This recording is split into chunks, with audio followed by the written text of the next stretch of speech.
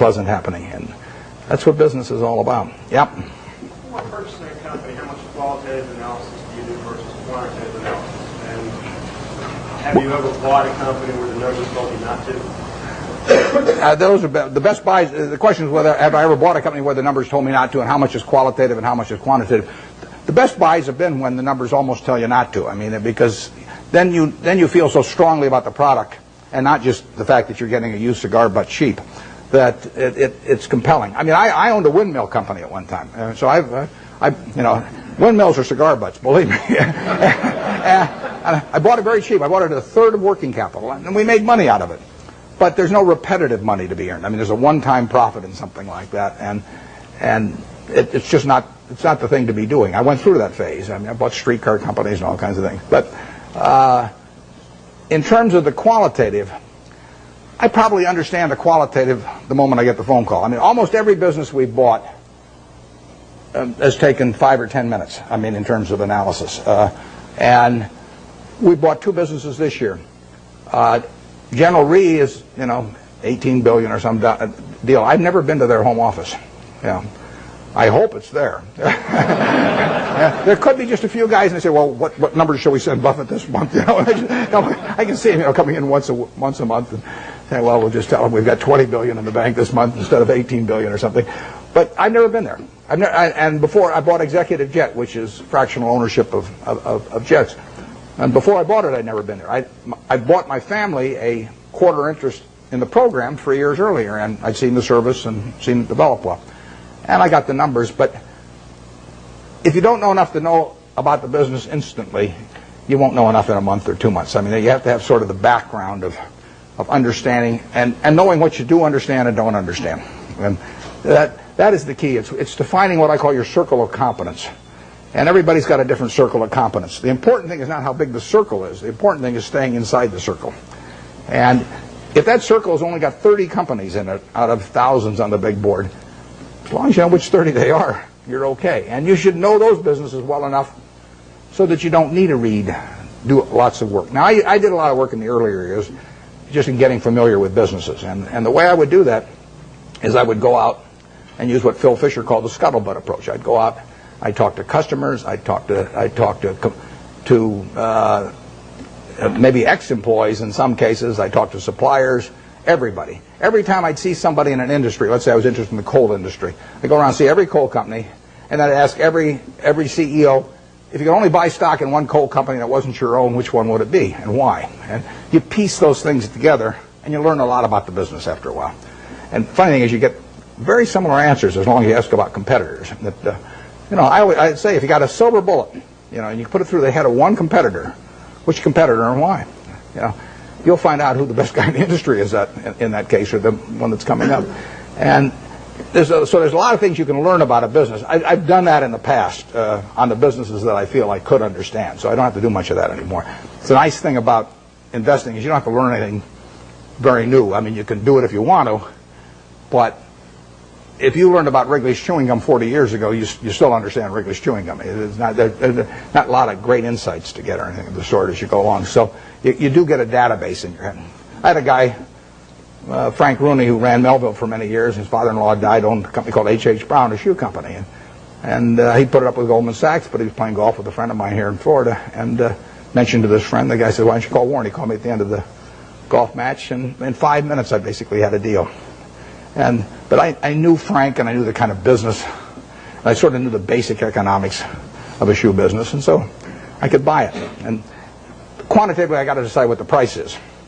But that's either yes or no. I mean, I don't fool around a lot with negotiations. So if they name a price that makes sense to me, I buy it. And if they don't, I was happy the day before, so I'll be happy the day after without owning it. Yeah. Coca-Cola just announced a drop in expectations in terms of future earnings and fourth quarter earnings. And in light of the fact that Coke has a lot of their profits coming in from outside the United States, how do you think the Asian crisis, so to speak, is going to affect Coke, and for that matter, the U.S. economy in general? The question is about the Asian crisis and how it affects a company like Coke that recently announced that the earnings, actually they just announced their third quarter earnings, but a few weeks ago they tipped people off that they were going to be lower in the fourth quarter and so on. Well, basically I love it, but because the market for Coca-Cola products is going to grow far faster over the next 20 years internationally than it will in the United States. It'll grow in the United States on a per capita basis, but it's going to grow faster elsewhere. So the fact that it's going to be a tough period for, who knows, 3 months or 3 years, but it won't be tough for 20 years. I mean, people are still going to, they're going to work productively around the world, and they're going to find that this is a bargain product in terms of the portion of their working day that they have to give up in order to have one of these, or better yet, 5 of them a day, like I do. It's this is a product.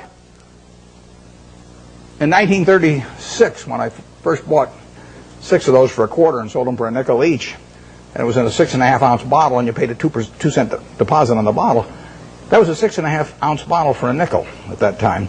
It's now a 12-ounce can, which if you buy it on weekends, or if you buy it in bigger quantities, so much money doesn't go to the packaging, I mean, you essentially can buy the 12 ounces for not much more than 20 cents. So you're paying not much more than twice the per ounce price of 1936. And it is a product that's gotten cheaper and cheaper and cheaper in relative to people's earning power over the years, and which people love. In 200 countries, you have the per capita use going up every year for a product that's over 100 years old, and that dominates the market. I mean, it's unbelievable.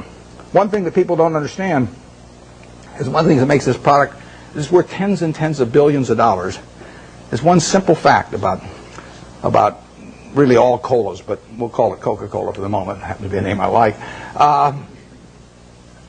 Cola has no taste memory. You can drink one of these at 9 o'clock, 11 o'clock, 3 o'clock in the afternoon, 5 o'clock. The one at 5 o'clock will taste just as good to you as the one you drank early in the morning. You can't do that with cream soda, root beer, orange, grape, you name it. All of those things accumulate on you.